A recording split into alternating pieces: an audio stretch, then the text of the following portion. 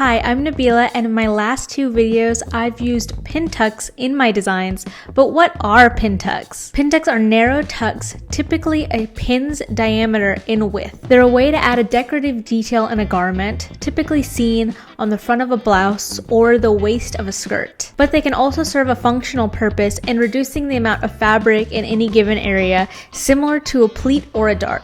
I think the most artistic use of pintucks is in the quilting community, but I'd really love to encourage everyday sewists to use pintucks in their designs because it adds such a cool textural element to any garment. As someone who loves to sew, but I don't have access to a factory or anything like that, I don't feel like I usually have that much control over my fabric, and so this is also another way to kind of change the fabric that you do have on hand and make it into your own. So in this video, I'm going to give you 5 examples on how to use pintucks, and I'm going to start with the way I use pintucks in my hoodie video. I'm starting off by marking exactly where I want my folds to be. In this case, I'm spacing them out by 1 inch, and I'm using a pencil to mark my lines so they can be visible. You could use tailor's chalk or disappearing ink for this, but remember to mark these lines on the right side of the fabric. Next, I'm pinching the fabric together at my marked lines and pinning them along that fold line. You could take this straight to your sewing machine with just a bit of finger pressing if you'd like, but I like to pin to ensure that I have a neat finished product. So now I'm sewing each of these folds at 1/8 seam allowance, and I'm going to give these pintucks a quick press in 2 different directions so they stand up. Next, I'm marking some perpendicular lines, again 1 inch apart. I'm going to sew right on top of this line, but change the direction of where the folded edge goes. So for example, I always like to start in the center, and I'm going to do the middle line of the pintucks going towards the left, and then the next 2 pintucks going out from the center, I'll make those go right, and so on. Personally, I don't pin these, I just change direction of how I'm sewing, so whichever way I want the pintucks to fall is the downward direction of my sewing. For this part, I also want to note that it can be difficult to sew a straight line when your fabric is covering the seam allowance guide on your sewing machine. I've used pins in the past to get a straight line, but you can also use a disappearing marker. Just don't forget to test that marker first to make sure that line really disappears on your fabric. And here's my finished wave tuck.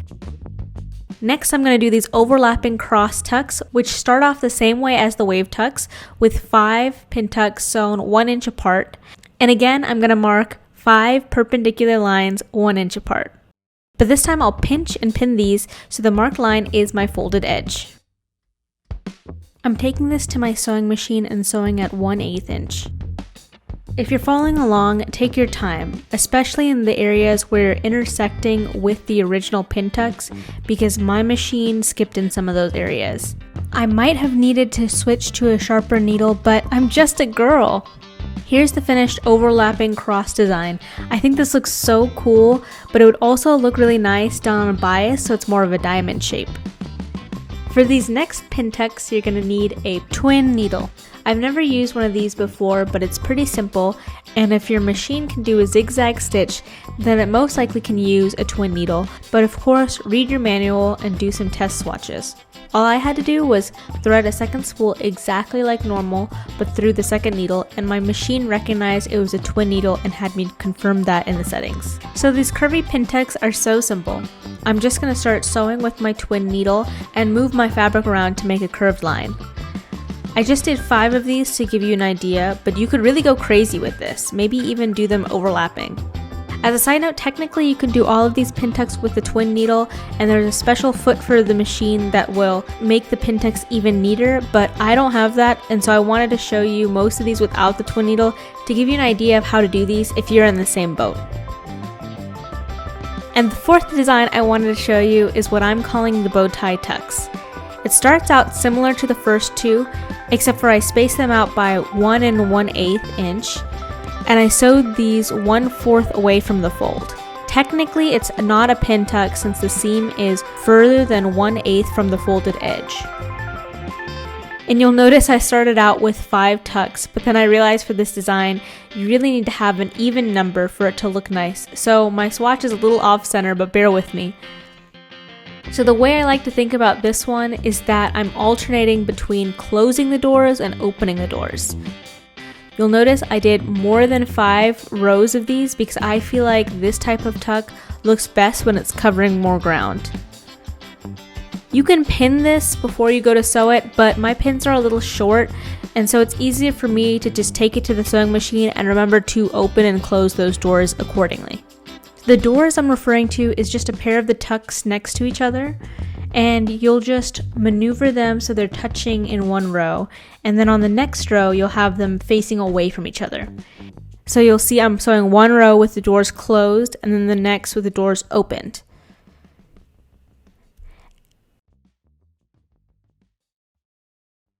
And here's the finished product. It would look a little nicer if the tucks touched, so in hindsight I should have spaced these tucks out by 1 inch instead of 1 1/8, but you get the idea. And the last pin tuck is a pattern tuck, and this one is definitely the most beautiful when done right, but it's also the most time consuming because we're doing it by hand. Basically, you can draw whatever you'd like. Here I'm drawing a flower. And now, supposedly, I can do a running stitch on either end of my drawing and then pull this together and it'll gather. Never mind, it's not really working, so let me just start over. This time, I'm going to make my stitches really tiny and I'm only going about 1/16 away from my drawn line. That's way better. As I'm getting into the rhythm of this, I'm noticing it's best to just pinch the fabric together and sew small stitches that way instead of sewing them flat. Here's my finished pattern tuck. It looks pretty cute actually. And you can do this in a repeating pattern like this to get a really stunning look. So now you have 5 Pintuck designs that you can change up and use in your own creations. I hope you like this video. Please let me know what patterns and designs you can come up with using Pintucks in the comments down below, and I'll see you in the next video. Bye!